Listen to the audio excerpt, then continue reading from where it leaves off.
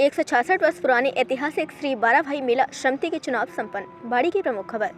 कस्बा के प्राचीनतम ऐतिहासिक 166 वर्ष पुराने श्री बाराभाई मेला कमेटी की मेला कार्यालय पर गत दिवस बैठक आयोजित हुई, जहां सर्वसम्मति से युवा नेता रामवीर पोषपाल को समिति का अध्यक्ष चुना गया है। इस दौरान अन्य पदाधिकारी के भी निर्विरोध चुनाव संपन्न हुए। बैठक में महासचिव पवन चंद सौरिया, डॉक्टर सतीश प्रजापति, पूर्व अध्यक्ष राजकुमार भारद्वाज, पार्षद अमर सिंह पोषपाल, मुकेश विधोलिया, विजय दीक्षित सहित अनेक कार्यकर्ता उपस्थित रहे। वो अध्यक्ष बनाया है, क्या कहना है? आज सर्वसम्मति से बाराभाई मेला अध्यक्ष मुझको बनाया है। मैं सभी भाइयों से, बाड़ी बस्ती के और सभी आसपास के लोगों से हाथ जोड़ के विनती करता हूं कि मेला बहुत अच्छा मेला निकलेगा और सभी भाई इसमें अपना सहयोग करें और मतलब बहुत बहुत धन्यवाद। पूरी टीम को विश्वास दिलाते हैं कि तन मन धन से इस मेले का पूरा सहयोग करेंगे। भव्य और दिव्य ये मेला निकले, ऐसी हम आशा करते हैं और आप सभी का पूर्ण रूप से सहयोग चाहेंगे इस मेले में। सभी का सहयोग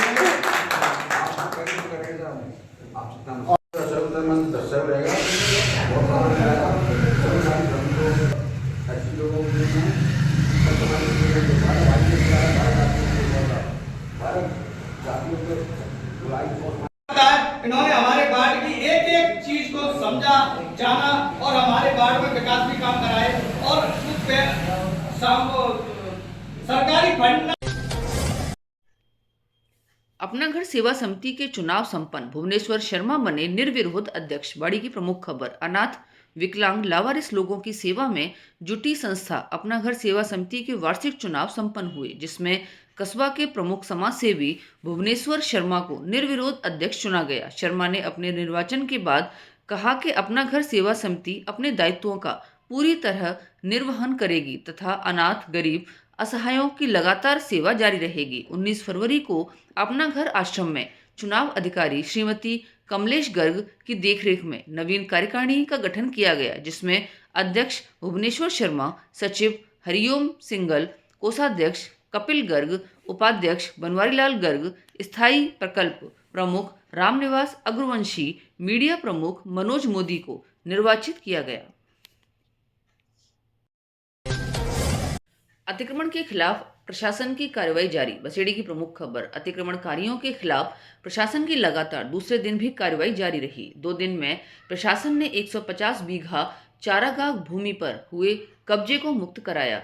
जिला कलेक्टर श्रीनिधि बीटी के निर्देशन में बसेड़ी उपखंड अधिकारी सुधा रानी मीणा के नेतृत्व में जारगाह नायब तहसीलदार चरण सिंह ने अतिक्रमण के खिलाफ कार्रवाई करते हुए पुलिस प्रशासन की मौजूदगी में बुधवार को उप तहसील जारगा के राजस्व गांव ममोधन में 100 बीघा चारागाह भूमि व गुरुवार को उप तहसील जारगा की ग्राम पंचायत एकटा में 50 बीघा चारागाह भूमि पर खड़ी फसल पर ट्रैक्टर व जेसीबी चलवाकर फसल नष्ट करवाकर चारागाह भूमि को अतिक्रमण मुक्त कराया गया। जारगा नायब तहसीलदार चरण सिंह ने बताया कि अतिक्रमणकारियों के खिलाफ लगातार कार्रवाई जारी रहेगी। बसेड़ी से रवि गोयल, दोपुरा वालों की रिपोर्ट।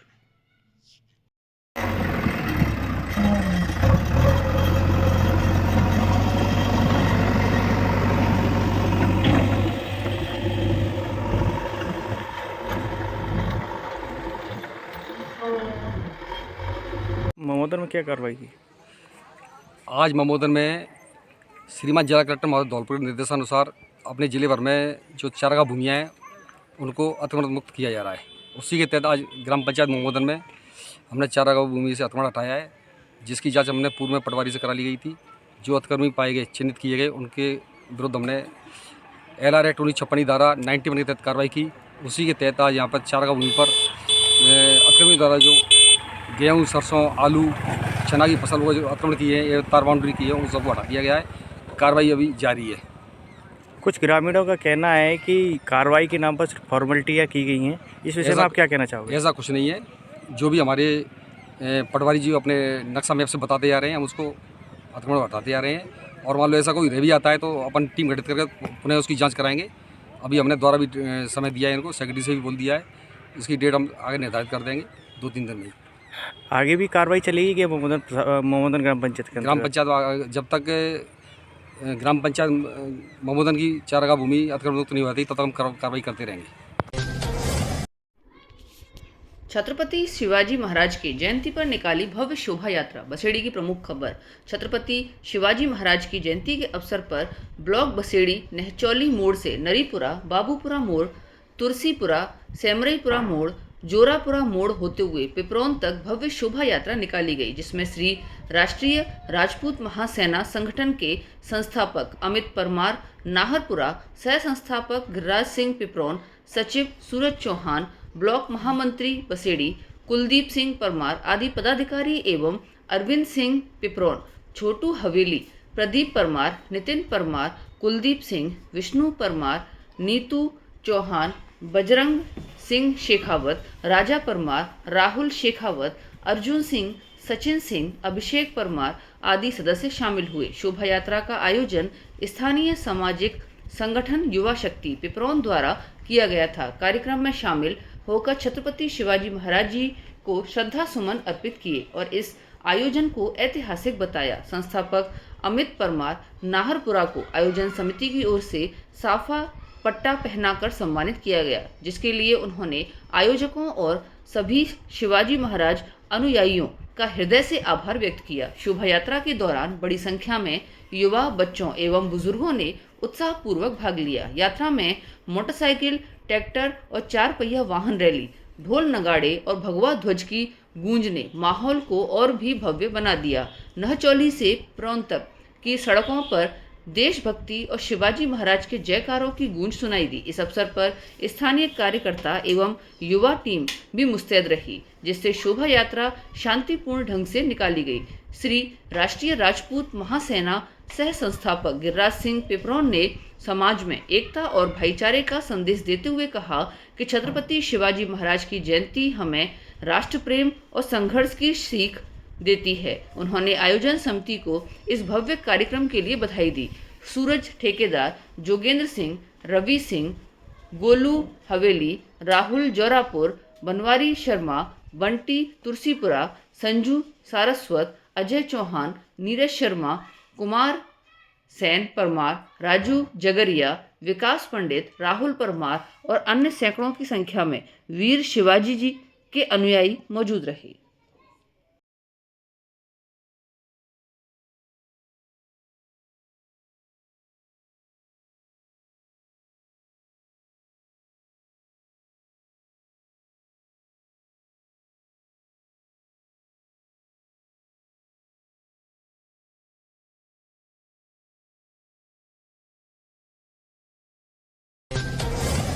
रिपोर्टर को पितृशोक, सेवानिवृत्त अध्यापक ओम प्रकाश शर्मा का निधन।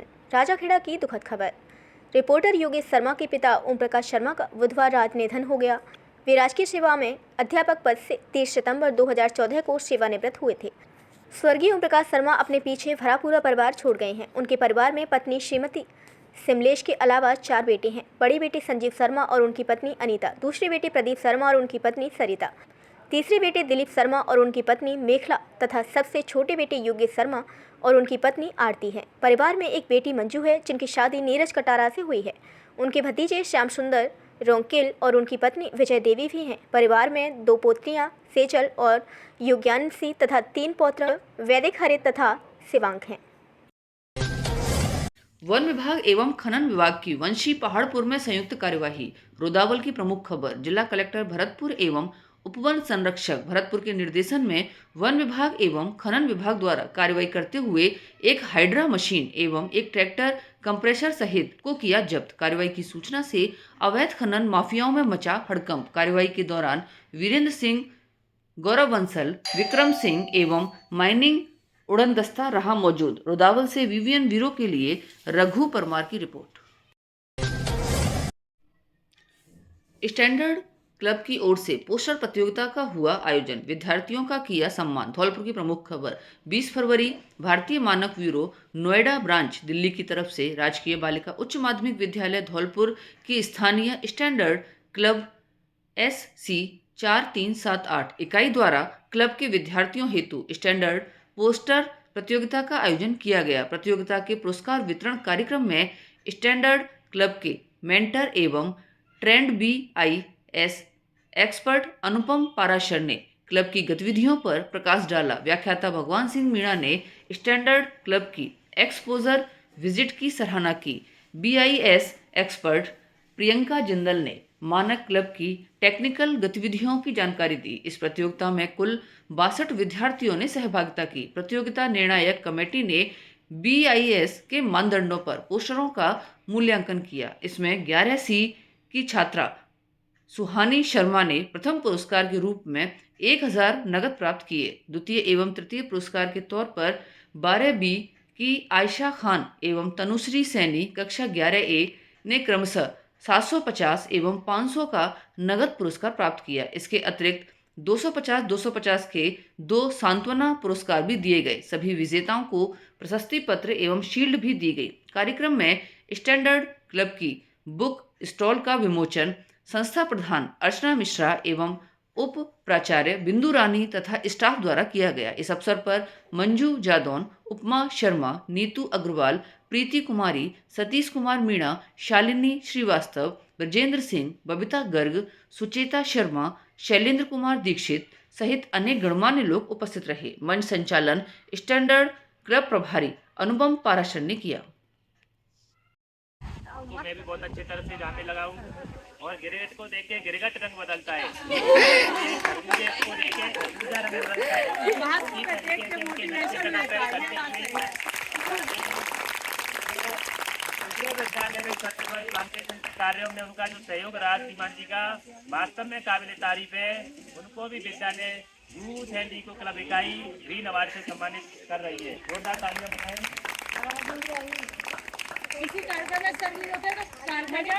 मजा नहीं आता। सही है। तालियां बजाएं बच्चों।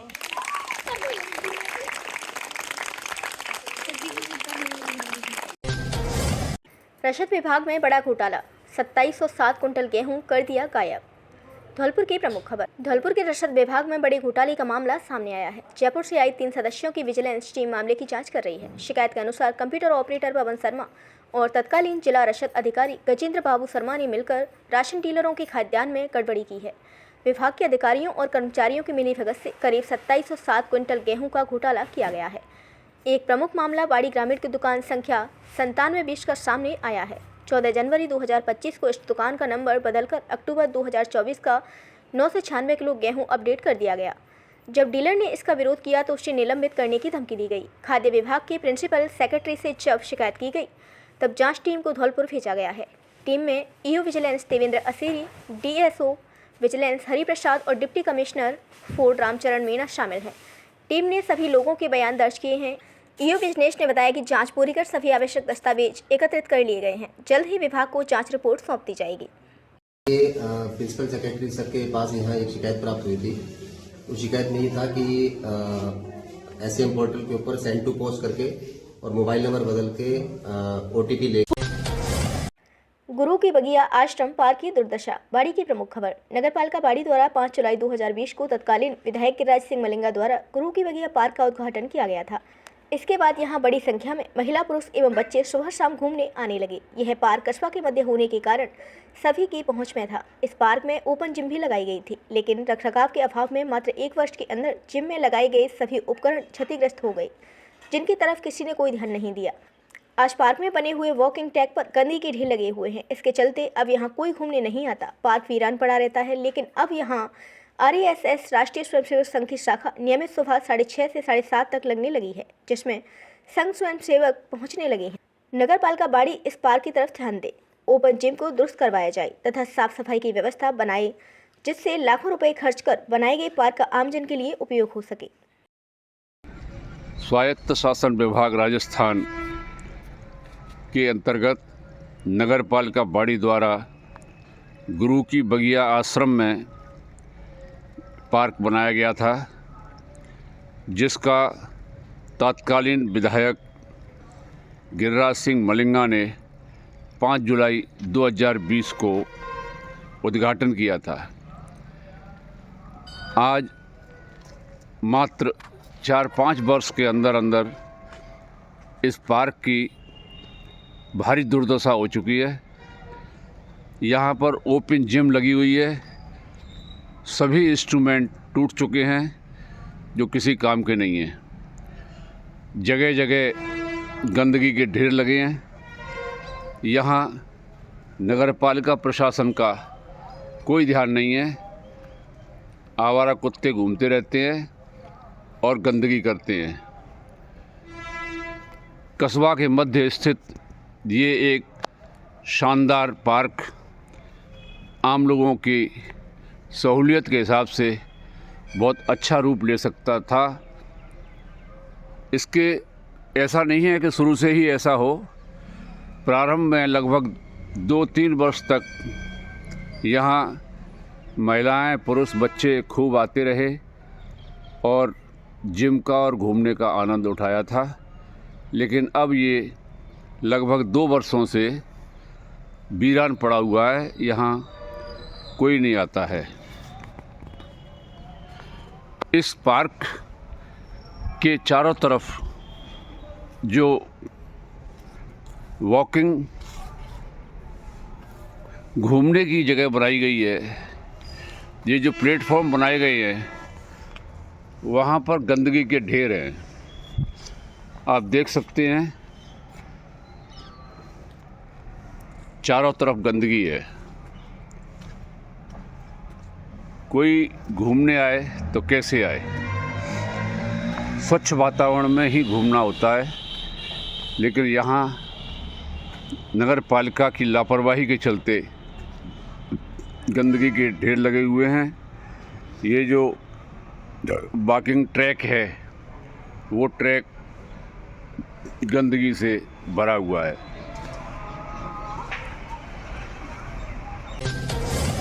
कल 19 फरवरी 2025 को राजस्थान सरकार का जानदार और शानदार बजट पेश किया गया। आज सुबह अपने खेतों पर जब घूमने आए तो हमारे सभी गांव के बुजुर्ग और युवा साथी जब बैठे हुए थे तो यहाँ पर बजट को लेकर के चर्चा हुई।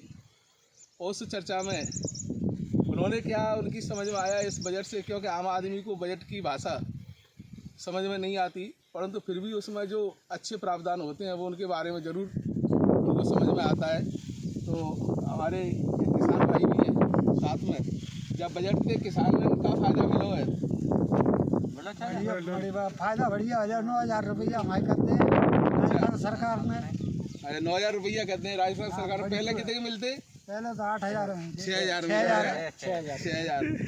ये धन्यवाद देना चाहते हैं भजनलाल जी को कि उन्होंने किसानों के जो सम्मान निधि है उसको 6,000 से बढ़ा करके जो 9,000 किया है।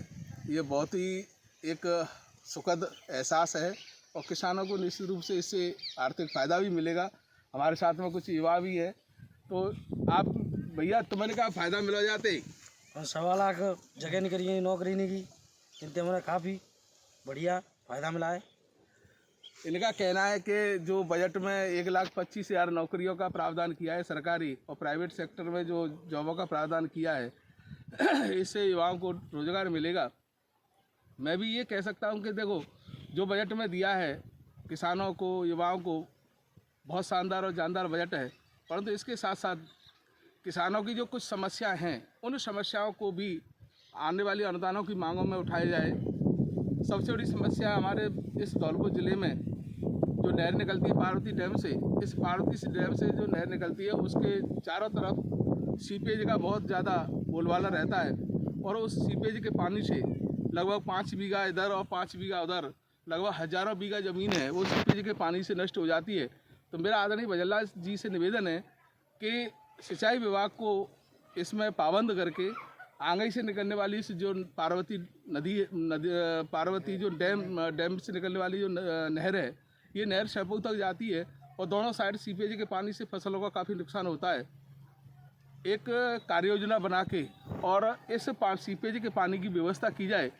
और आपने देखा होगा विगत जो बरसात का मौसम था, इस बरसात के मौसम में जब भारी बारिश हुई थी तो चारों तरफ पानी पानी दिखाई दिया और क्योंकि कुछ जो रास्ते थे, जो प्राकृतिक रास्ते थे पानी के निकलने के, उन प्राकृतिक रास्ते अवरुद्ध हो जाने के कारण चारों तरफ फसलें नष्ट हुई थी।